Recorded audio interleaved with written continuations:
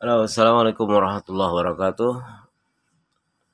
Selamat berjumpa kembali kepada para sahabat di channel Larry Bazet at Era Filosofian atau yang sudah berubah ya namanya di Laroiba FX Airgun. Pada kesempatan kali ini saya akan mencoba untuk mempresentasikan sebuah unit yang dulu pernah kami janjikan kepada para sahabat. Jadi sebagaimana yang kita ketahui bahwa moto kami itu selalu berinovasi tiada henti. Dan pada kesempatan konten kali ini mungkin adalah sebuah jawaban buat para sahabat di mana ada beberapa para sahabat dari komentator dan customer saya atau mungkin viewer saya yang bertanya kapan mengeluarkan produk terbarunya yaitu M3 gitu kan.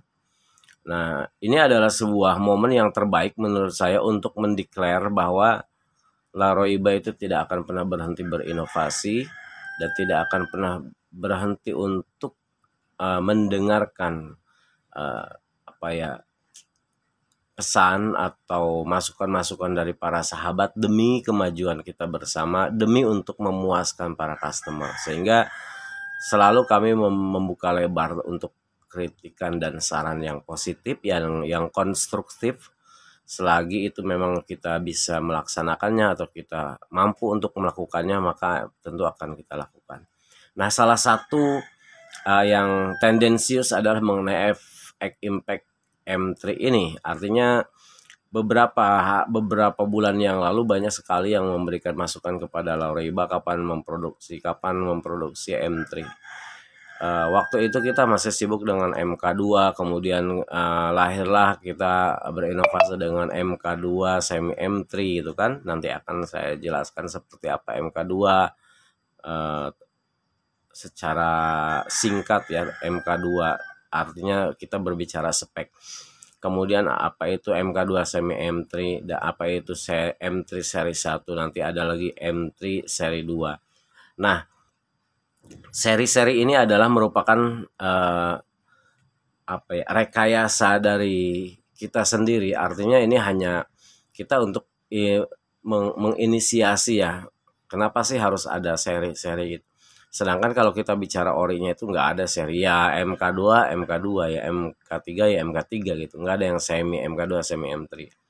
Terus kenapa kita mensiasati itu? Kenapa Laroiba memberikan uh, versi-versi atau tipe-tipe atau seri-seri ya? Jawabannya sebetulnya kembali lagi kepada para sahabat sendiri. Jadi itu lahir karena memang banyak masukan. Dan kalau kita runut dari awal, bagaimana keinginan keinginan bediler itu, keinginan sahabat itu berbeda-beda. Jadi ketika bicara keinginan, ketika bicara selera itu pasti akan berbeda-beda. Apalagi kalau kita berbicaranya masalah budget ya, sistem budgetingnya. Tentu masing-masing para sahabat tidak akan sama ketika bicara kebutuhan dan lain sebagainya. Nah, dari situlah lahir sebetulnya keinginan-keinginan untuk bagaimana Laroiba menjawab dari semua pertanyaan. Katakan, Bang, saya ingin MK2. Nah, saya ingin yang kedua, Bang, saya minta dibuatkan MK2, bisa nggak ditambah power plenumnya aja, dimasukkan ke MK2-nya. Power plenum 720. PP 720 itu kan milik M3 gitu. Nah, ini keinginan sahabat kita, dia pengen MK2 tapi katakanlah belum mampu untuk membeli MK3, tapi paling tidak diadopsilah beberapa part dari MK3 itu bisa diusung di MK2. Itulah kenapa harus kita sebagai pelayan kita sebagai seller harus bisa menyuguhkan keinginan apapun yang diminta oleh customer, dan itu ekspektasinya adalah bagaimana caranya customer itu terpuaskan. Sehingga kita berpikir ketika ada pertanyaan itu, nggak kita tolak mentah-mentah. Ini ide kreatif yang akan lahir buat Laroiba. Maka lahirlah MK2 semi M3 kan gitu. dan seterusnya dan seterusnya.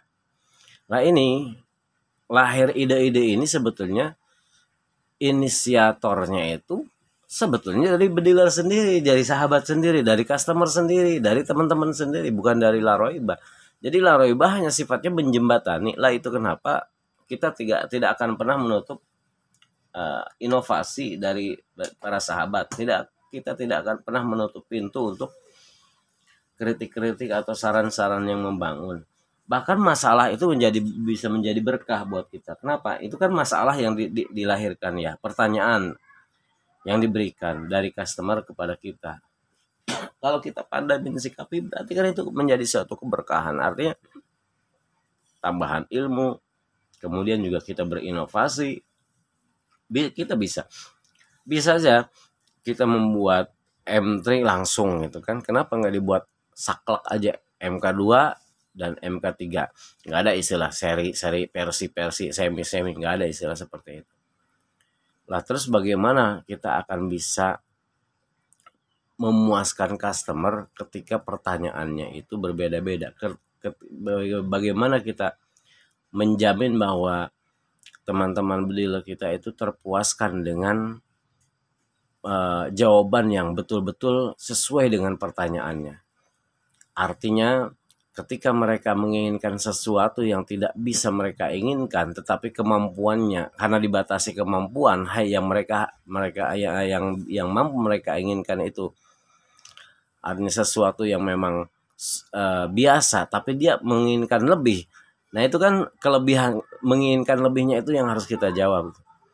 Dia MK3 belum mampu, paling tidak MK2 mirip-mirip gimana. Nah jadi harus jelas itu seri. Makanya kita nggak boleh nyebut MK2 itu MK3 dengan berserinya semi gitu kan, karena cuma mentang-mentang ada Power Plenum 720 kemudian lantas kita dengan serta-merta mengatakan bahwa unit ini adalah MK3 misalkan. Ya salah lah. Jadi saya ingin menjelaskan juga tuh supaya para sahabat tahu ya seperti apa sih MK3, seperti apa sih MK2, seperti apa sih MK2 semi MK3 gitu. Karena kebanyakan para bediler ini yang awam ya, mohon maaf, yang awam itu merasa bahwa dirinya sudah membeli MK3. Tapi ketika kita berbicara masalah spek itu artinya ketika kita tanya speknya, dia masih MK2, kemudian dia masih sistem side-livernya cuma baru satu, kemudian dia masih knockdownnya belum bisa dilepas, atau misalkan manometernya belum FX, kemudian belum surrounded barrel, banyak macam yang lahir di dunia senapan ini, di dunia perbedilan ini yang namanya sama persis dengan orinya namanya dulu ya. MK2 ditulis MK2. Kita memang sebagai apa ya, sebagai yang katakanlah plagiator gitu, atau plagiator artinya kita menjiplak ya, sebagai copier gitu kan, sebagai yang tukang mengcopy. Tetapi kita harus menjunjung tinggi juga nilai-nilai nilai-nilai daripada spek itu sendiri. Jangan dikanibalkan terus kita sebut dia itu, jangan kambing mirip sapi kita bilang sapi, itu nggak bisa. Kan ada lagi kuda yang tidak bisa lari, kita ya jangan ya, sapi yang mirip kuda itu ya keledai, bukan sapi, bukan kuda kan gitu. Contoh seperti itu. Jadi MK2 kalau memang ada semi M3 sebutin, berarti MK2 semi M3 bukan M3. Karena bicara M3 lain lagi speknya kan gitu. Seperti itulah kira-kira. Kemudian yang selanjutnya kita bicara M3 dulu nih. Saya akan menjelaskan tentang M3 yang ada di hadapan para sahabat semua. MK3 versi saya menamainya itu seri 2. Jadi seri 2 itu yang memang full spek ya. Speknya kita orikan, hampir semua kita orikan. Karena kalau ori 100% juga nggak boleh. Jadi kalau kita bicaranya hampir semua itu tidak boleh dibilang sama persis, karena kita juga nggak mau disebut tukang jiplak yang betul-betul nggak ada sama sekali inovasi, atau nggak ada sama sekali kita ide-idenya di situ. Pasti kita juga nggak mau dibilang seperti itu ya, pasti harus ada ciri khasnya, something typically-nya apa gitu. Nah, untuk hal yang ada di hadapan para sahabat ini, MK3 saya akan mempresentasikannya melalui tahapan-tahapan. Jadi jika para sahabat berkenan, ya mudah-mudahan ini bermanfaat. Jika sahabat berkenan, jangan di skip. Artinya ya kembali kepada sahabat, mau di skip mau tidak sih sebenarnya terserah. Cuma ketika kita bicara pemahaman, jangan sampai ada yang sepotong-sepotong memahaminya. Maksud saya seperti itu. Memang ini akan memakan durasi ya. Akan memakan durasi ya lumayan agak lama, tetapi mudah-mudahan ikhlas ya menontonnya. Karena niat saya hanya untuk mempresentasikan ini supaya para sahabat banyak tahu tentang MK3 Indonesianya ya. Saya ingin menjelaskan versi yang import, tetapi takut disanding-sandingkan gitu ya. Cuma kita hanya berbicara ini sajalah. Jadi kalau saya mempresentasikan senapan efek impact MK3 lokal, itu penting untuk memahamkan yang belum tahu gitu. Tapi kalau misalkan saya mempresentasikan tentang yang orinya, buat apa? Di sana sudah banyak presenter yang lebih baik dari kita, bahkan dari orang Swedianya langsung, tinggal kita buka channel YouTube ya sudah banyak. Jadi apa yang mau dibanggakan kalau kita mempresentasikan hasil karya orang lain, kan begitu. Logika berpikirnya kan seperti itu. Jadi kalau kita mempresentasikan apa yang kita miliki, apa yang kita buat, nah itu menjadi sebuah kebanggaan. Maka saya namakan MK3 Laroiba ini sebuah masterpiece ya, atau karya besar gitu. Jadi masterpiece yang baru kita launching, dan ini akan saya review itu betul-betul detail ya. Saya usahakan sedetail mungkin. Kemudian tingkat persamaannya juga akan diketahui bersama ketika kita bicara detailnya. Jadi untuk apa kita hanya menilai sebuah karya itu, kalau dari tingkat bentuk dan kemiripannya sudah pasti lah semua orang bisa melakukan itu. Tapi ketika kita bicara spek, bicara ukuran ya, terus bicara tingkat kepresisian, bicara tentang sigmatisasinya gitu kan, itu penting buat diketahui. Buat yang paham pasti akan tahu, tapi kalau yang awam ya yang penting mirip, namanya sama, udah gibas gitu. Nah, kita tidak begitu. Jadi ini hanya untuk yang sudah paham saja, atau yang memang kayak kalau yang awam ya harus belajar dari nol lagi mungkin ya, belajar tentang efek impact. Jadi harus dikaji terus di yang orinya dulu. Kalau misalkan para sahabat sudah sering melihat yang orinya, sering melihat review-review yang orinya, ya artinya mungkin akan lebih mudah memahami ketimbang yang belum sama sekali melihat orinya. Jadi ketika kita bicara ini mirip ori, yang dia orinya juga nggak tahu bagaimana. Jadi yang media pembandingnya tidak ada buat sahabat itu. Jadi kalau kita ingin membandingkan sesuatu, harus ada pembanding, dan harus yang apple to apple gitu. Artinya yang betul-betul sesuai. Pembandingnya apa? Senapan ori dengan senapan lokal harus sama mereknya dulu, tingkat pembandingnya gitu. Sehingga kita bisa menilai di mana kelebihan dan kekurangannya, di mana tingkat kemiripannya, di mana yang harus kita tambah, di mana yang harus kita kurangi. Ya itu. Kenapa? Karena yang tingkat pembandingnya sama gitu. Sehingga kita ada referensi yang jelas. Nah, kalau misalkan saya utarakan tentang MK2 ini mirip ori misalkan, sementara yang melihat belum pernah tahu orinya, ya susah, nggak ada pembanding. Jadi, nah itulah kenapa Laroiba selalu menyampaikan itu penuh dengan perhitungan, dijelaskan di awal supaya kita sama-sama yuk kita sama-sama membuka wawasan tentang efek air gun ini yang memang betul-betul menjadi sebuah ikonik ya di dunia persenapanan di kalangan di mancanegara lah, bukan bahkan Indonesia ini salah satu yang keracunan, katakan seperti itulah untuk efek impact ini. Nah, sampai berjibaku yang membeli yang ori dengan berbagai macam cara mungkin. Ya, mungkin ya kalau kita bicara lahirnya efek impact lokal itu sebetulnya salah satu solusi juga sih sebenarnya buat para bediler yang ingin memiliki senapan idaman, senapan yang memang betul-betul menjadi sebuah sesuatu yang memang menjadi incaran semua bediler, yang sampai-sampai kita menyebutnya ya sultan lah yang memiliki efek impact itu, karena memang harganya fantastis kalau yang impor, sehingga lahirlah efek lokal itu sebetulnya menjadi sebuah solusi. Nah, bencananya adalah atau trouble-nya adalah, jadi di tingkat produsen ini membuat tingkat kemiripannya dengan yang ori itu sangat jauh. Ada yang misalkan bentuknya mirip tapi speknya jauh.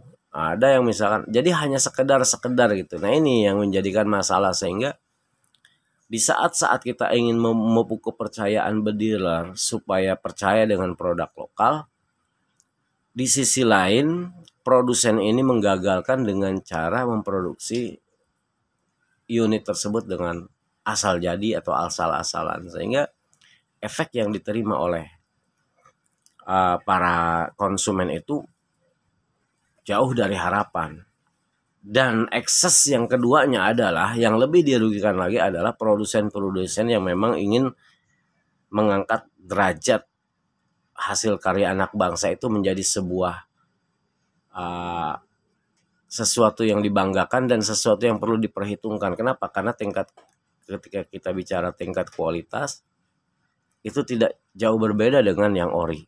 Nah, itu akan terbantahkan semua ketika datang produsen-produsen yang asal-asalan. Ini yang merusak gitu. Jadi merusak kepercayaan masyarakat ketika kita ingin memupuk trust bediler itu lebih baik eskalasinya kepada produk lokal. Nah, ketika bicara seperti itu, kita sulit tuh berperangnya gitu. Ingin menyamakan persepsi dengan sesama bediler itu, sesama produsen itu sulit. Karena mungkin mereka masing-masing niatnya berbeda ya di dalam usaha atau di dalam jual beli senapan itu. Ada yang memang betul-betul lahir dari memang hobi, lahir hanya ingin memang betul-betul ingin punya misinya, ingin membuat para sahabat bediler itu memiliki unit, tidak harus beli yang impor, yang lokal pun sudah cukup baik ya, dengan catatan kaki yang bla bla bla, artinya sesuai kan gitu.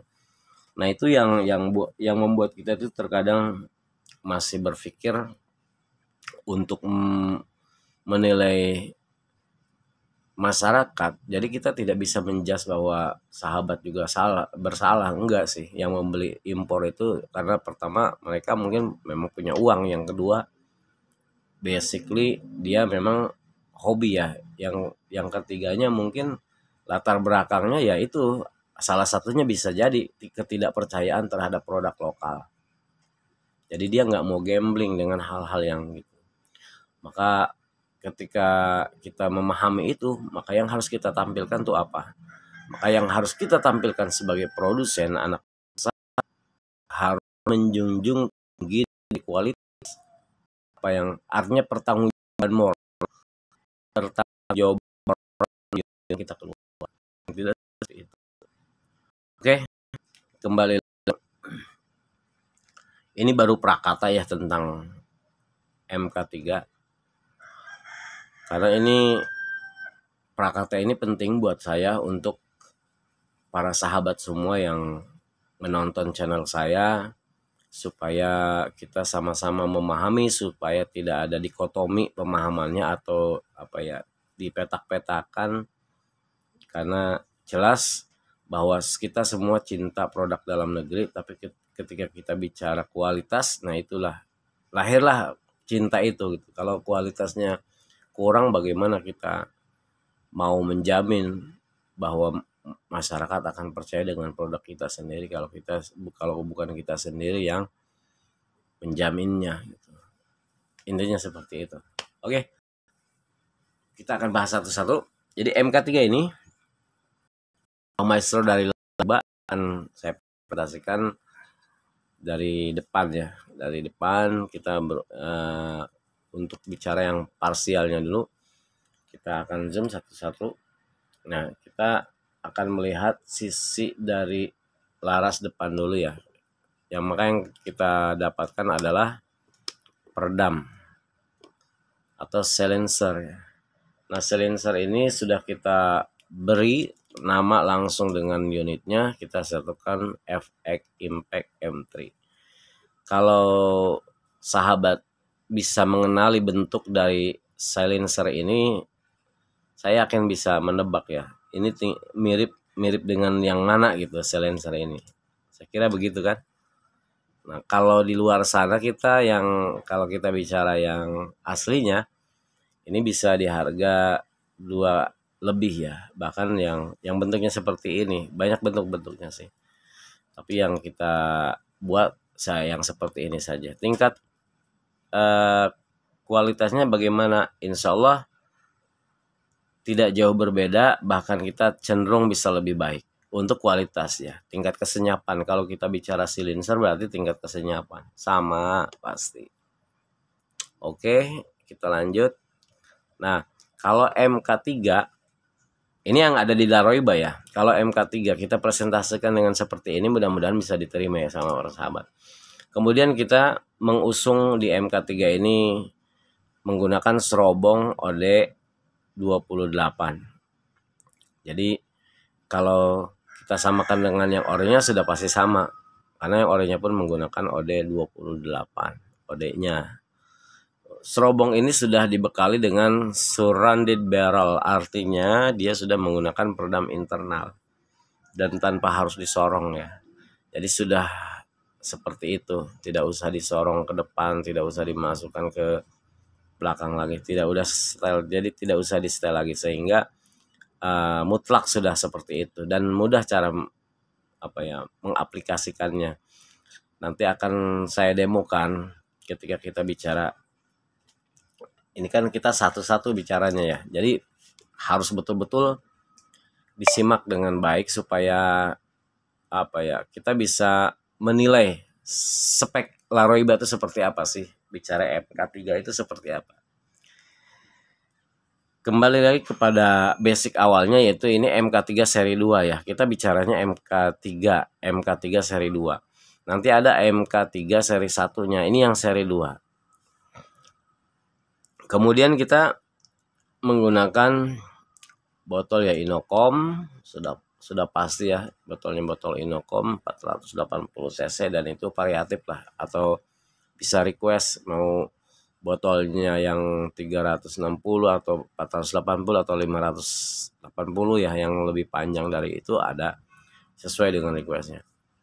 Dan itu sudah menggunakan knockdownnya kita sudah menggunakan knockdown yang kita samakan dengan orinya, tetapi untuk drat di knockdown itulah yang akan kita bedakan, karena drat kalau kita ngikutin drat yang orinya itu, dratnya dia nggak ada ukuran di kita, bisa kita buatkan, tetapi ya nanti efeknya begini, kalau ada kerusakan dan lain sebagainya, nah yang kasihan tuh customernya lagi, untuk membuat tuh harus ke kita lagi. Sementara kan hal-hal yang seperti itu mudah seharusnya.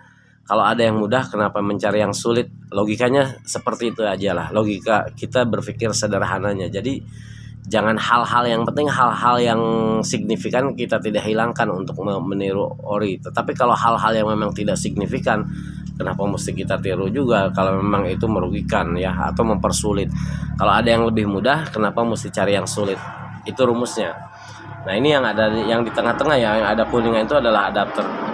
Ada pesawat tempur lewat. Oke, kita lanjut.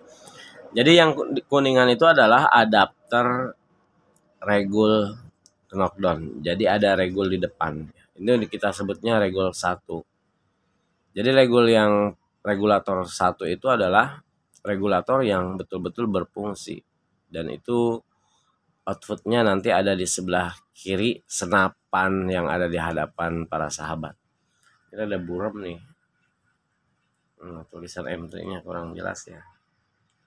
Main handphonenya nih, mohon dimaaf. Oke, kita lanjut. Nah, kalaupun mano yang